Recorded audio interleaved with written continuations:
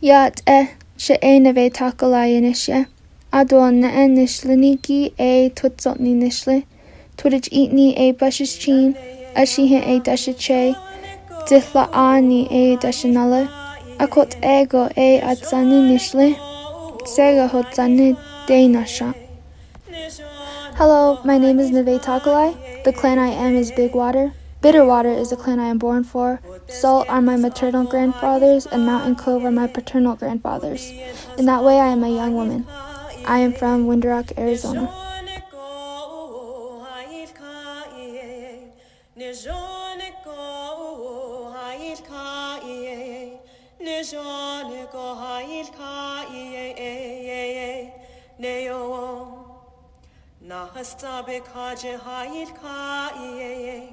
Yode altskas ebel hail ka iye ne jone go hail ka iye ne jone go hail ka iye ne jone go hail ka iye ne o da zikre go hail ka iye ziltanen go hail ka iye. In 8th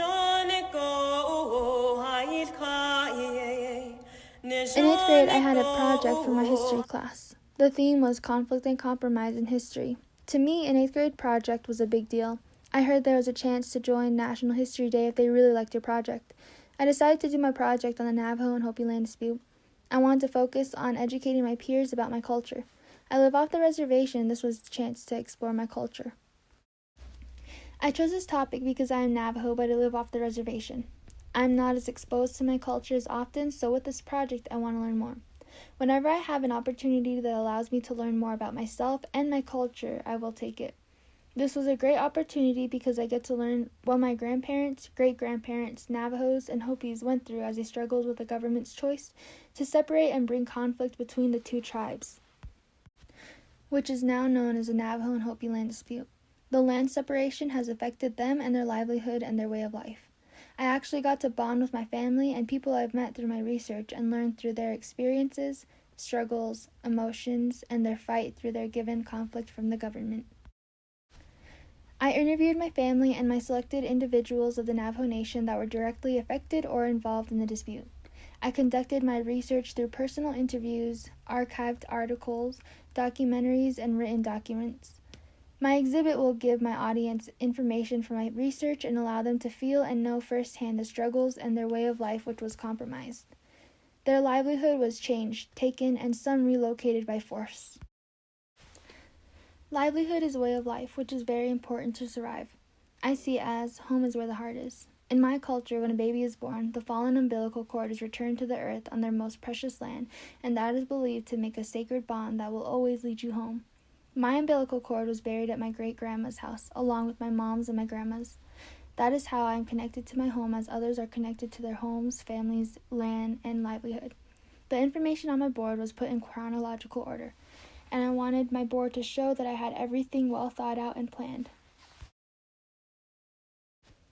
My project relates to the National History Day theme of conflict and compromise, which my exhibit presents the Navajo and Hopi conflict of 1974, which carried out many years.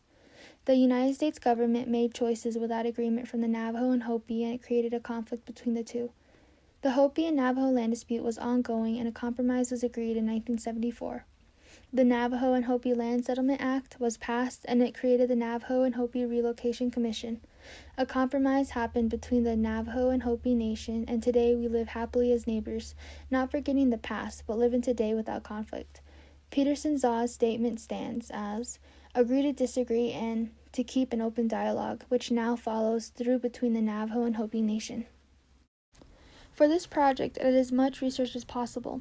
I got to school and everyone had their poster boards out ready to present. When I was finished presenting, I was told they wanted my board at NAU for National History Day. so I decided to bring my same small poster board. When I got there, many students had huge poster boards with lots of decorations on it. I was a little nervous at the start, but the judges helped me feel more confident. At the end, when they were announcing who was moving on, I heard a couple of my classmates' names called. Then I heard mine. I was almost certain I wasn't going to move on, but I did. When I was told I was competing at state level, I wanted to make the best poster board ever. We looked on the National History Day website and realized you could use a 6-foot-high poster board.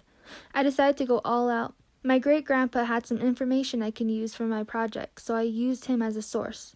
I also used Peterson Zah, a former Navajo Nation President and Chairman.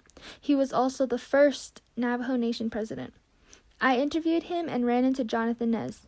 He was the Vice President of the Navajo Nation, but now is the current Navajo Nation President. We spoke with him and he wanted my paper, so I told him about my project and what inspired me to do it. Before we left Window Rock, I got interviewed by the newspaper. I told them what inspired me to do my project and what my project was about. A couple weeks later, I was in the Navajo Times. Thank you to everyone who helped. Peterson Zah for offering his time. He was a Navajo Nation president at the time of the dispute. Thank you to Percy Deal, who was an administrator for the land dispute. He offered his time for an interview. To my great-grandpa Dudley Yazzie, who was a council delegate and a veteran. Lastly, thank you to my family, who has supported me during this whole process. Thanks.